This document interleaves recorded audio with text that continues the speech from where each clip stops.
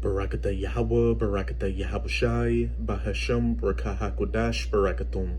First and foremost, I want to give all praises, glory, and infinite honors to Yahweh, Bahasham, Yahabushai. Double honors to the apostles and elders, a great millstone who rule and teach well. And peace and salutations to you sincere Akim out there, pushing this word in truth and sincerity to the four corners of the globe. May you brothers endure until the end. This is the brother Ra'aya with another video. And I will start it off in Revelation chapter 13, verse 16. And he causeth all, that he, speaking of the elite rulers of this planet right now, who are of the nation of Esau, Edom, or the so-called Caucasians, such as the Rothschilds, Rockefellers, Gettys, DuPonts, Merovingians, you name it, both small and great, rich and poor, free and bond, to receive a mark in their right hand or in their foreheads, the mark of the BEAST, the RFID/NFC, MICROCHIP implant, and that no man might buy or sell or do anything in society, get a job, travel abroad, etc., etc., save he that had the mark or the name of the BEAST or the number of his name. And the very fact that we have to start speaking in code dealing with the MOB just goes to show how close we are to the mandatory implementation of the MOB. And also, with this thing, the 1.9 that's been happening over the past year, it's accelerated the push towards the mandatory implementation of the MOB. Because what have you seen? Social spacing, a push for more contactless spending, these heads of state around the world talking about a need for a GREAT, RESET, as well as central banks talking about the need to move towards digital currencies, which is what I'll be dealing with in this video, with an article on Reuters.com titled Central Bank Digital Currencies Get Full BIS, or Bank of International Settlements, backing. And this is all the plan. Get rid of the physical currency and move towards digital currencies, which will be on some form of digital ID, that RFID/NFC, MICROCHIP implant, the mark of the BEAST.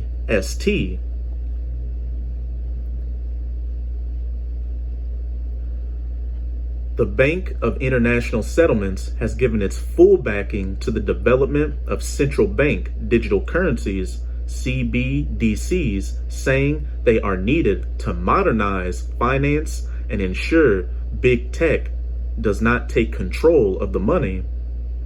Dubbed the central bank to the world's central banks, the BIS is coordinating many of their discussions on digital currencies, set out recommendations on Wednesday on how a CBDC, such as a digital dollar, euro, yen, or yuan, should look.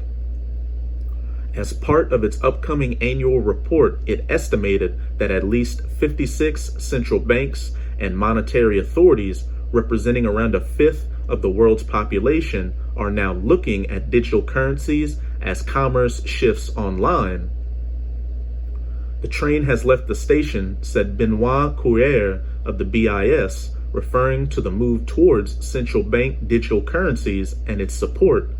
It's not that we are getting carried away, we are just looking around. The push comes as physical cash use falls globally and authorities look to fend off the threat to their money printing powers from Bitcoin and efforts from big tech such as the Facebook-backed Diem, formerly Libra, and these different big tech firms are all in league with the elites, and this is all by design. It was all by design to really make the use of physical currency seem worthless and make the majority of people think that using physical currency made them debt slaves to these central banks. And then the push for digital and cryptocurrencies like Bitcoin was set up as a ploy to get people to think that, look, if we use decentralized cryptocurrencies and digital currencies, look, we can get out of the central banking system and have our own means of monetary freedom. But that was the trap, because just like these big tech firms are in league with the elites, these different cryptocurrencies like Bitcoin or Libra or you name it, were again a ploy to get people away from using physical currencies and used to using crypto and digital currencies, only for the central banks to pull the rug from under your feet and link it all to central bank digital currencies, which will all be linked to a digital ID, the MOB, to where that'll be the only means of buying and selling in society. And if you don't want to get along with the system, you're going to be a social pariah. And at some point, it's going to get so bad to where if you don't accept the MOB, you're going to be put to death. As it says back in Revelation chapter 13, verse 15, and he had power to give life unto the image of the beast, that the image of the beast should both speak. And the image of the beast is the monetary, political, and military aspects of the beast system that we're currently in right now, the last leg of the fourth beast in Daniel chapter 2, those iron toes mixed with miry clay, the reincarnated Roman Empire, the NATO-EU alliance that the U.S. is a part of, and cause that as many as would not worship the image of the beast, which the MOB is an aspect of, should be killed. You don't want to get the MOB implant? Well, look, put your head in the guillotine and think twice about the decision you made. Without CBDCs, Slovakia, without CBD, just Satan messing with the article. Without CBDCs, digital money would become increasingly dominated by big tech firms, Couer warned, as they would leverage enormous social media user bases. That is a place where you don't want to be, where governments don't want to be, Couer said, describing it as a loss of control of sovereign money. Some countries are already well down the track. The Bahamas became the first to launch a general purpose CBDC known as the Sand Dollar in October. China has a number of ongoing trials, and Switzerland and the Bank of France have announced Europe's first cross-border experiment.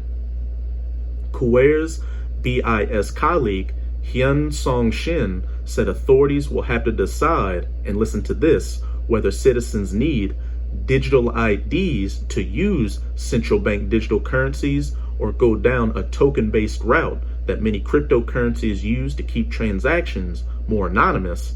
And we know that they're going to go down the digital ID route, the MOB, the MICROCHIP implant. Real quick, here's a video where this guy is further talking about the need for a digital ID with these coming central bank digital currencies.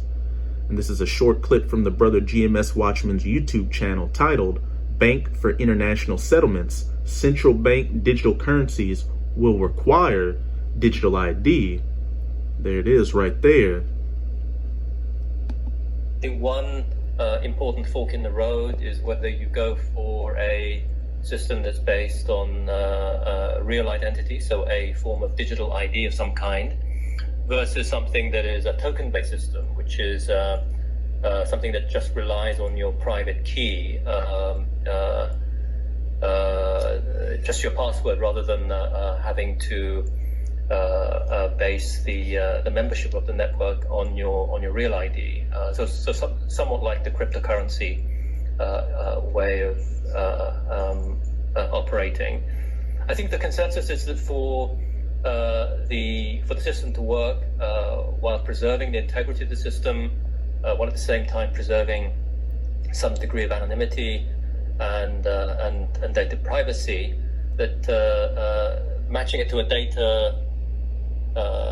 digital ID system is the better way to go. And I think this is one of the main conclusions of the chapter.